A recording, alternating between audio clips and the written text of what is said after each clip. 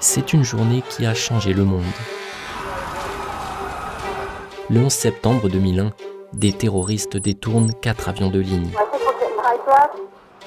En moins d'1h30, ils les font s'écraser contre les tours du World Trade Center, le Pentagone et dans un champ de Pennsylvanie.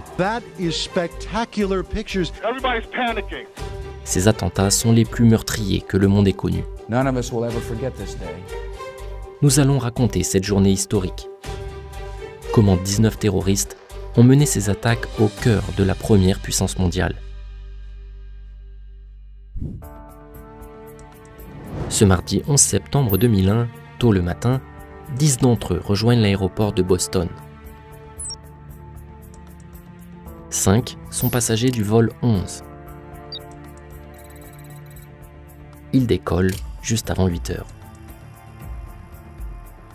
5 autres terroristes ont embarqué dans un second avion, le vol 175. Ils décollent un quart d'heure plus tard. À ce moment-là, dans le premier avion, les pirates ont déjà pris le contrôle de l'appareil. Une hôtesse abritée à l'arrière de l'avion contacte sa compagnie aérienne.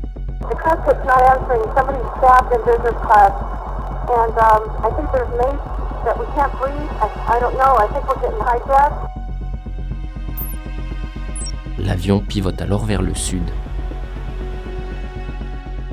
L'un des terroristes s'exprime depuis le cockpit.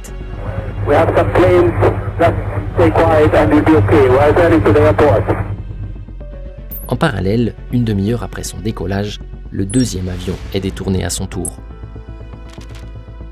Selon le rapport officiel consacré aux attaques, les terroristes ont réussi à introduire des couteaux et du gaz lacrymogène à bord des 2 vols. Retour dans le premier avion. Une autre hôtesse appelle sa compagnie.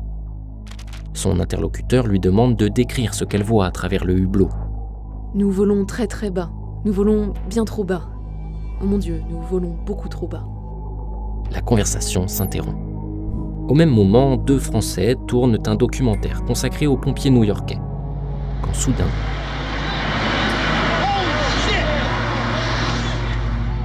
à 8h46, le premier avion s'écrase dans la tour nord du World Trade Center.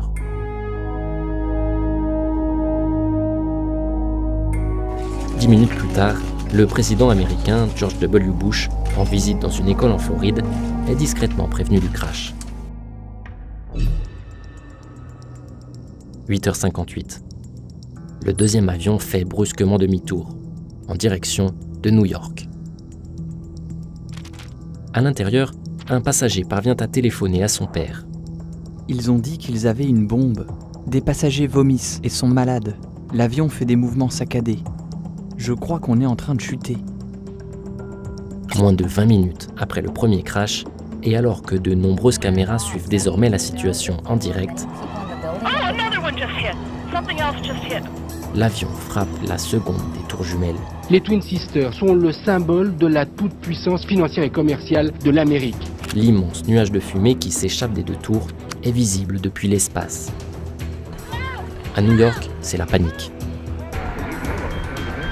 De nombreux secouristes arrivent sur place et montent dans les étages. Dans les tours, ceux qui le peuvent s'enfuient par les escaliers. Mais des centaines de personnes sont piégées au-dessus des zones d'impact. Certains sautent.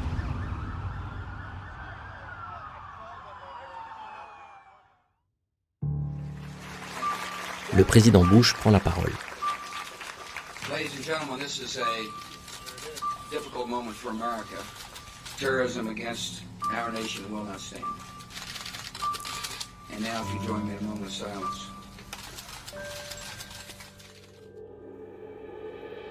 Une heure après avoir été touchée par le second avion, la tour sud s'effondre.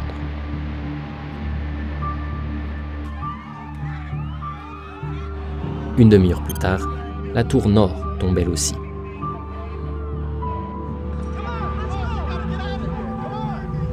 Mais ce jour-là, New York n'est pas la seule cible visée. En parallèle, 9 autres terroristes détournent 2 avions.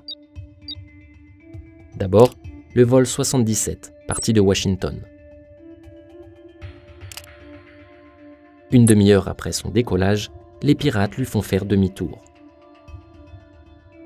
Il s'écrase sur le Pentagone, le bâtiment qui abrite le département de la Défense des États-Unis. Enfin, le vol 93. Après 1h15 de vol, les pilotes envoient des messages d'alerte.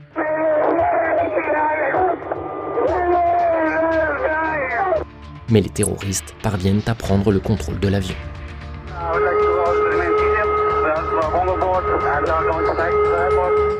Une lutte s'engage avec les passagers.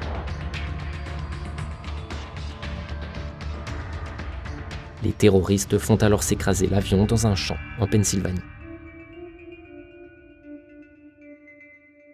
En moins d'1h30, les États-Unis viennent d'assister à 4 crashs.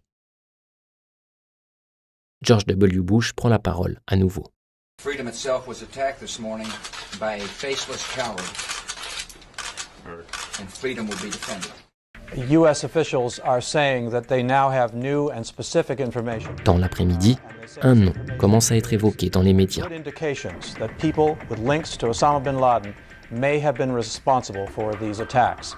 En fin d'après-midi, la tour numéro 7 du World Trade Center, située au pied des tours jumelles et fragilisée par un incendie, s'effondre. Le soir, le président Bush s'exprime une troisième fois. The search is underway for those who are behind these evil acts. We will make no distinction between the terrorists who committed these acts and those who harbor them.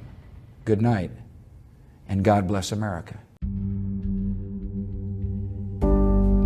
Au total, les attaques du 11 septembre 2001 ont tué 2977 personnes.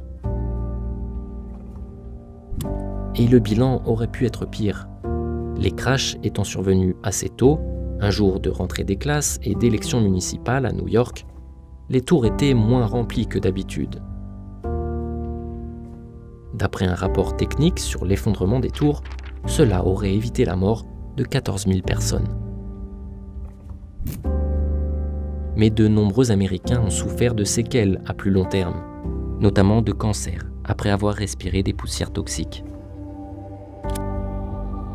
Moins d'un mois après les attentats, les États-Unis entrent en guerre en Afghanistan, base arrière d'Oussama Ben Laden.